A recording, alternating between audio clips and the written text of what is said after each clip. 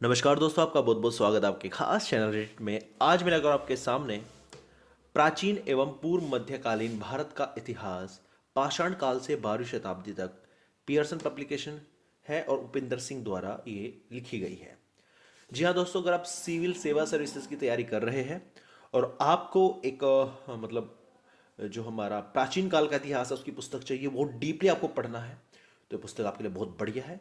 अगर आप BA history से कर रहे हैं और आपके पास 12वीं शताब्दी तक का आपको हिस्ट्री चाहिए, तब भी ये आपके लिए बेस्ट है। तो चलिए शुरू करते हैं इसका रिव्यू बिना किसी देरी के किए। सबसे पहले बात कर लेते हैं इसके प्राइस टैग की। तो 769 रुपये का इसका एमआरपी है लगभग। अब थोड़ा सा एमआरपी बढ़ा है, तो लेकिन फिर भी आपको 750 रुपये तक ये देखने को मिल जाती है।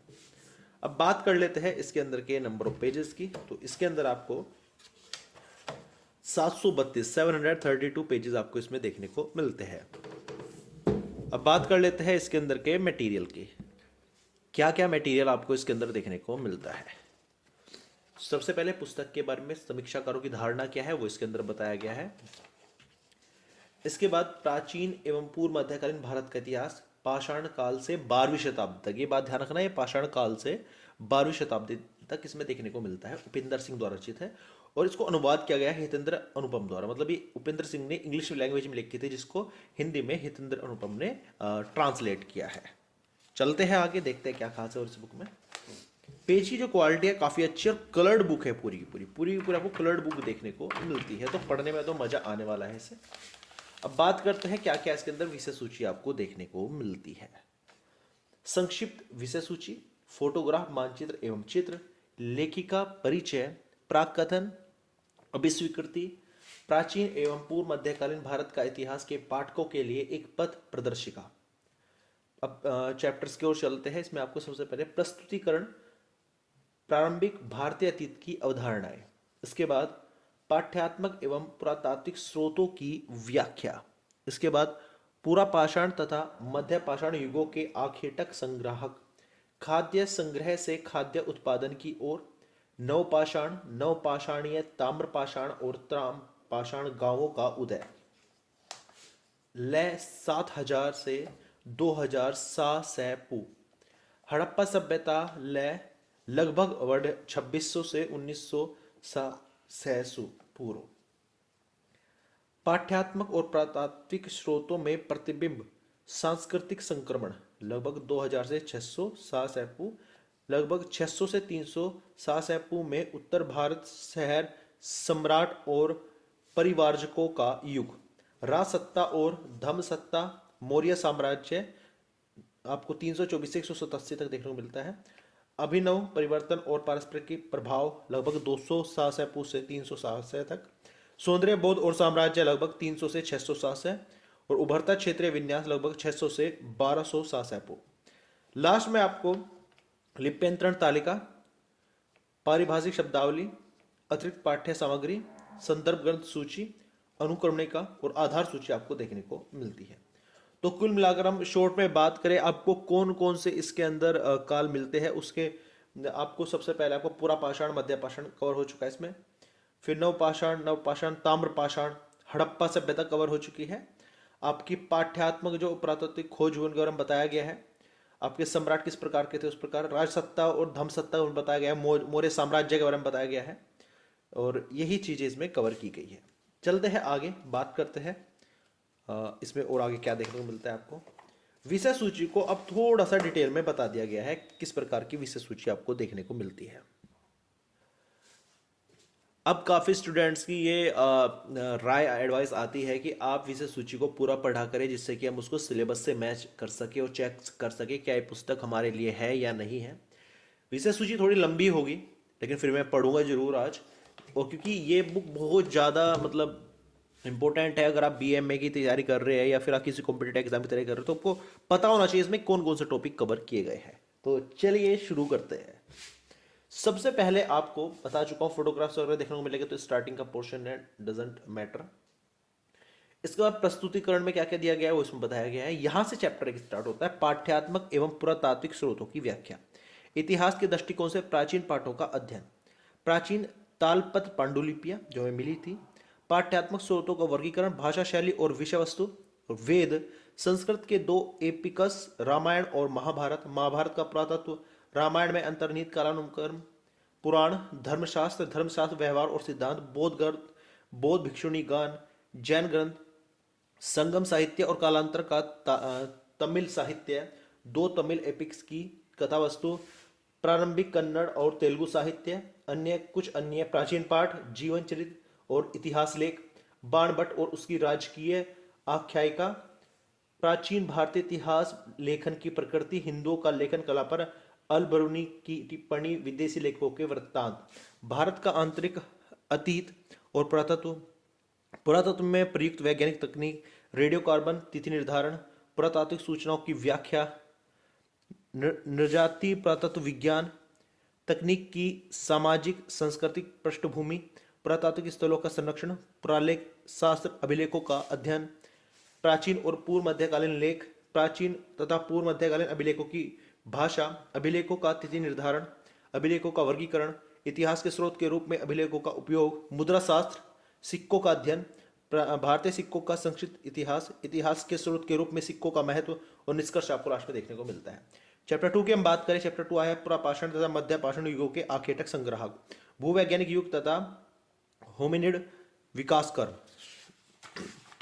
आगे चले, भारतीय उपमहाद्वीप में होमिनिड अवशेष, पूरा जलवायु चक्र, भारतीय पाषाण युग का वर्गीकरण, पूरा पाषाण युग, इसमें आपको निम्न पूरा पाषाण स्थल, मध्य पूरा पाषाण युगीन स्थल, उच्च पूरा पाषाण युगीन पूरा स्थल, पूरा पाषाण कालीन कला और संप्रदाय, पूरा पाषाण युगीन आखेटक संग्राहक समुदाय का लोक जीवन, मध्य पाषाण युग में आपको मध्य पाषाण युगीन स्थल और मध्य पाषाण युगीन कला की उत्कृष्टता और निष्कर्ष आपको लास्ट में देखने को मिलता है। चैप्टर 3 की हम बात करें, चैप्टर 3 में आपको खाद्य संग्रह से खाद्य उत्पादन की ओर, नवपाषाण, नवपाषाण ताम्रपाषाण और ताम्रपाषाण गांवों का उदय, नवपाषाण युग और खाद्य उत्पादन की शुरुआत, पशुपालन और कृषि की शुरुआत, पुरातात्विक आंकड़ों में पशुपालन और खाद्य उत्पादन के प्रमाण, भारतीय उपमहाद्वीप में खाद्य उत्पादन की दिशा में संक्रमण, इसके बाद भारतीय उपमहाद्वीप की प्राचीनतम ग्रामीण बस्तियां, नवपाषाण, नवपाषाणीय ताम्रपाषाण तथा ताम्रपाषाण समुदाय, प्रारंभिक किसानों का जीवन,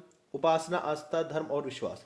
हड़प्पा सभ्यता में आपको सभ्यता और नगरीकरण परिभाषाएं और निहितार्थ देखने को मिलता है। नए अनुसंधानों के आलोक में बदलते परिक्षेप पे हड़प्पा सिंधु या सिंधु सरस्वती सभ्यता, उद्भव, आरंभिक हड़प्पा चरण का महत्व, आरंभिक हड़प्पा तथा परिपक्व हड़प्पा चरण के बीच संबंध, नगरीय हड़प्पा केंद्रों की सामान्य विशेषताएं, हड़प्पा सभ्यता के नगर, उपनगर तथा ग्रामीण केंद्रों के पार्श्व चित्र, हड़प्पा कालीन जीवन निर्वाह पद्धतियों की विविधता, हड़प्पा कालीन शिल्प और तकनीक, हड़प्पा कालीन व्यापार तंत्र, लेखन की प्रकृति, उसकी उपयोगिताएं, धार्मिक और अंत्येष्टि व्यवहार, हड़प्पा सभ्यता में रहने वाले लोग, शासक और कुलीन वर्ग, नगरीय जीवन का पतन, उत्तर हड़प्पा चरण का महत्व। इसके बाद आपको पाठ्यात्मक और प्रातात्विक स्रोतों में प्रतिबिंब सांस्कृतिक संक्रमण देखने को मिलता है। इसके अंदर आपका पाठ्यात्मक स्रोतों से प्राप्त प्रक्षेप है, जिसमें इतिहास के स्रोत के रूप में वेदों का उपयोग, इंडो आर्य कौन थे, ऋग्वैदिक संहिता में प्रतिबिंब वैदिक संस्कृति, जनजातियां और युद्ध, पशुचारण, कृषि और अन्य व्यवसाय, ऋग्वेद में वर्ण, स्त्री पुरुष और गृहस्थी, धन देवताओं के यज्ञ और अनुष्ठान, उत्तर वैदिक कालीन ग्रंथों का ऐतिहासिक प्रक्षेप, राजतंत्र का उदय, वर्ण व्यवस्था, गृहस्थी और लिंग भेद, धर्म अनुष्ठान और दर्शन। आगे चले तो आपको जन सामान्य का धार्मिक व्यवहार आपको देखने को इसमें मिलता है। थोड़ा और आगे चलते हैं, देखते हैं इसमें आगे क्या क्या आपको देखने को मिलता है। 2000 से 500 सासैपू के बीच भारतीय उपमहाद्वीप के विभिन्न हिस्सों का पुरातात्विक विवरण। इसमें आपको नवपाषाण, ताम्रपाषाण तथा ताम्रपाषाण संस्कृति मिलते हैं। सिंधु गंगा विभाजन रेखा, ऊपरी गंगा नदी घाटी तथा दोआब क्षेत्र, गौरिक मृदभांड संस्कृति, ताम्र संग्रह संस्कृति, पश्चिमी भारत, मध्य गंगा नदी घाटी क्षेत्र, पूर्वी भारत, उत्तर पूर्वी भारत, मध्य भारत से प्राप्त संस्कृति स्तर विन्यास, दक्कन के ताम्र पाषाण कालीन कृषक, दक्कन के जोरवे संस्कृति, दक्षिण भारत के नवपाषाण ताम्र पाषाण संस्कृति के स्थल, तांबे से लोहे की ओर उपमहाद्वीप के प्रारंभिक लोहयुगीन संस्कृतियां, भारतीय महापाषाणों से जुड़े तथ्यों का अवलोकन, उत्तर पश्चिमी क्षेत्र, सिंधु गंगा विभाजन क्षेत्र तथा ऊपरी नदी घाटी चित्रित दूषित मृदभांड संस्कृति, राजस्थान में मिले साक्ष्य, मध्य गंगा नदी घाटी मैदान और निचली नदी घाटी का मैदान मध्य भारत, दक्कन क्षेत्र, दक्षिण भारत, महापाषाण मानव आकृतियों का रहस्य, लौह तकनीक का प्रभाव, और लास्ट में आपको निष्कर्ष देखने को मिलता है। इसके बाद हम बात करें आगे, उत्तर भारत शैर सम्राट और परिवारजकों का युग। इसमें आपको स्रोत समीक्षा पाठ और प्रतात्व, 16 महाजनपद मोस्ट इंपोर्टेंट, गण अथवा संघ, राजनीतिक संघर्ष और मगध साम्राज्य का उदय, ईरान और मिसोडोनिया का आक्रमण, भूमि और कृषि का विस्तार। इसके बाद गांव से नगर की ओर अतरंजी खेड़ा का एक उदाहरण, नगरीय जीवन का उदय, प्रारंभिक ऐतिहासिक नगरों के पाठ्यात्मक और पुरातात्विक संदर्भ। इसमें आपको नगरों की गतिविधियां, शिल्प श्रेणी, संगठन और मुद्रा प्रणाली, व्यापार और व्यापारी, वर्ग, नातेदारी, वर्ण और जाति, लिंग भेद, परिवार और गृहस्थी, अपरग्रह धर्म और यति परंपराएं, आजीविक, प्रारंभिक बौद्ध धर्म, जिसमें आप बुद्ध की जीवनी, बुद्ध की शिक्षा, बुद्ध के बारे में सब कुछ देखने को मिलता है, प्रारंभिक जैन धर्म, इसमें आपको जैन के बारे में सब कुछ देखने को मिलता है। इसके बाद मौर्य साम्राज्य का नंबर आ जाता है, इसमें आपको मौर्य काल के प्रमुख स्रोत आपको देखने को मिलते हैं, जिसमें आपको कौटिल्य का अर्थशास्त्र, मेगस्थनीज की इंडिका, अशोक का अभिलेख, पुरातात्विक प्रमाण और सिक्के, मौर्य वंश, नगरीकरण और ग्राम्य तथा नगरीय जीवन की एक झलक। इसके बाद मौर्य साम्राज्य की संरचना और प्रकृति, अशोक और बौद्ध धर्म, अशोक का धम्म, मूर्तिकला, वास्तुकला तथा स्थापत्य और मौर्य साम्राज्य का पतन। इसके बाद चैप्टर 8 में आपको शुंग, इंडो ग्रीक, शक पहलव, कुषाण, पश्चिम भारत के शक क्षत्रप, दक्कन में सातवाहनों का साम्राज्य, सुदूर दक्षिण के राजे रजवाड़े, चेल चोल और पांड्य, गांव और शहर, शिल्प श्रेणी, संगठन, व्यापार और व्यापारी, उत्तर भारत और दक्कन में सामाजिक परिवर्तन, वर्ण, जाति और लिंग भेद, दक्षिण भारत का प्रारंभिक ऐतिहासिक समाज, दर्शन का विकास, आस्तिक और नास्तिक विचारधाराएं, वादों के दायरों से परे धर्मों के इतिहास का अध्ययन, धार्मिक स्थापत्य और प्रतिमा शास्त्र। लास्ट में आपको इसके बाद आपको चैप्टर 9 में सौंदर्य बौद्ध साम्राज्य, जिसके अंदर आपको गुप्त राजवंश, दक्कन के वाकाटक, प्रादीपीय भारत के अन्य राजवंश, गुप्त और वाकाटक राज्यों की प्रशासनिक संरचना, राज्यों के राजस्व स्रोत, भूमि का स्वामित्व, भूमि के प्रकार, भूमि का माप और काश्तकारी की अवधि, राजकीय भूमि अनुदान और नगरीकरण के इतिहास की रूपरेखा, शिल्प उत्पादन, क्षेत्र श्रेणी, संगठन और व्यापार, लिंग भेद, श्रम के प्रकार, दास प्रथा तथा अस्पृश्यता, सामाजिक संरचना के कुछ पहलू।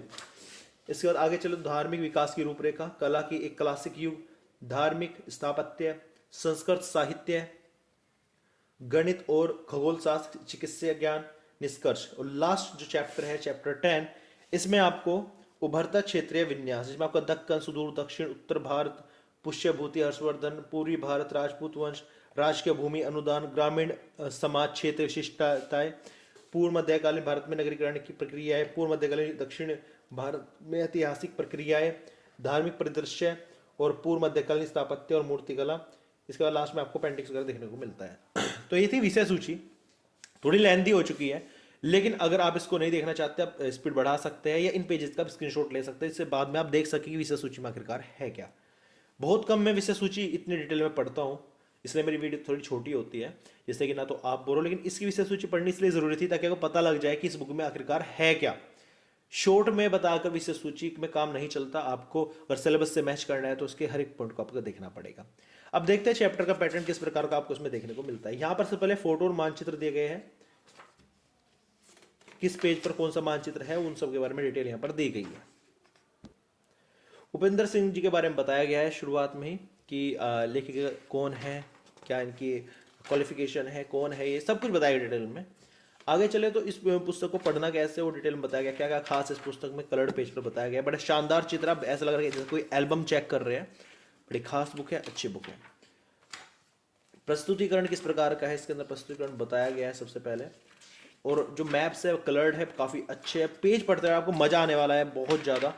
बड़े शानदार पुस्तक है। अध्यायवन यहाँ से शुरू होता है, जैसे एनसीईआरटी में होती है। फ्रंट पेज इस प्रकार का पेज में यूज़ किया गया है और यहाँ पर चीज़ों को एक डायग्राम की हेल्प से भी समझाया गया है और रियलिस्टिक जो डायग्राम्स उनका प्रयोग किया गया है इसके अंदर। आप देख सकते हैं ग्राफ्स वगैरह अच्छे से प्रयोग किया गया है, तो पढ़ने में तो मजा आने वाला है। ऐसा नहीं आप बोर बिल्कुल नहीं होगे, आप पढ़ना शुरू करेंगे तो आप पढ़ते ही चले जाएंगे, ये मेरी गारंटी है। और जिसकी भाषा है वो ऐसा नहीं है, ट्रांसलेट वाली भाषा नहीं लगती, रियलिस्टिक भाषा लगती है हिंदी की। तो आप इसको जब पढ़े आपको समझ बिल्कुल आ जाएगा। बीच बीच में जो खास चीज़ें हैं उनको बॉक्सेस में, येलोइश कलर के बॉक्सेस में बंद किया गया है, जिनको पढ़ना, ध्यान देना थोड़ा सा ज़रूरी हो जाता है और फोकस भी इन पे तुरंत जाता है। हस्तिनापुर के बारे में बताया गया है, हस्तिनापुर का टीला यहाँ पे दिखाया गया है, रियलिस्टिक डायग्राम है, कोई फेक डायग्राम का एग्जाम्पल नहीं दिया गया है। तो ये अपने आप में खास बात है। आप देख सकते हैं चीज़ों को बहुत अच्छे से समझाया गया है और आप देख सकते हैं सब कुछ कवर किया गया है, सारे सिक्के, सारे डायग्राम्स। और जैसे चैप्टर फिनिश होता है तो लास्ट में आपको निष्कर्ष मिलता है इस चैप्टर का। तो ये पैटर्न पूरे बुक में यूज़ किया गया है। पहले अध्याय है, बीच में इसके अध्याय में क्या क्या मेन टॉपिक देखने को मिलते हैं, और जैसे ही आपका चैप्टर खत्म होता है तो लास्ट में सिर्फ और सिर्फ आपको निष्कर्ष देखने को मिलता है। तो कोई क्वेश्चन आंसर, किसी प्रकार के प्रैक्टिस क्वेश्चंस आपको देखने को नहीं मिलते। अब ये नेगेटिव पॉइंट है या पॉजिटिव पॉइंट है इसके बारे में तो कहा नहीं, जैसे यहाँ पर निष्कर्ष है लास्ट में, बस चैप्टर फिनिश।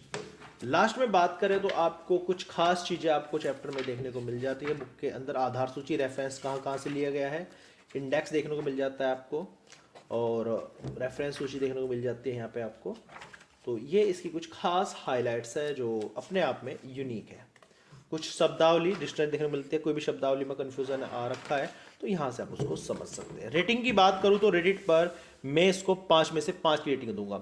ये पहली ऐसी पुस्तक है जिसमें कोई क्वेश्चन नहीं है, कोई ऑब्जेक्टिव क्वेश्चन नहीं है, कोई सब्जेक्टिव क्वेश्चन नहीं है प्रैक्टिस के लिए, फिर भी मैं इसे 5 में से 5 की रेटिंग क्यों दे रहा हूँ? क्योंकि इसका मटेरियल, इसका प्रेजेंटेशन, इसका जो वे ऑफ चीज़ों को समझाने, एक्सप्लेन करने का जो तरीका है वो A1 है। और जो coloured maps, coloured diagram, realistic diagram, इसको 5 में से 5 रेटिंग दिलाते हैं। तो अगर आपको प्राचीन भारत का इतिहास पढ़ना है तो आपको ये बुक तो लेनी ही लेनी पड़ेगी। उम्मीद करता हूँ वीडियो आपको अच्छी लगेगी। वीडियो अच्छी प्लीज़ लाइक कर देना और चैनल को सब्सक्राइब जरूर कर देना ताकि इस प्रकार का बुक रिव्यू का वीडियो आपके लिए लेकर आते रहे। Thank you so much for watching this video.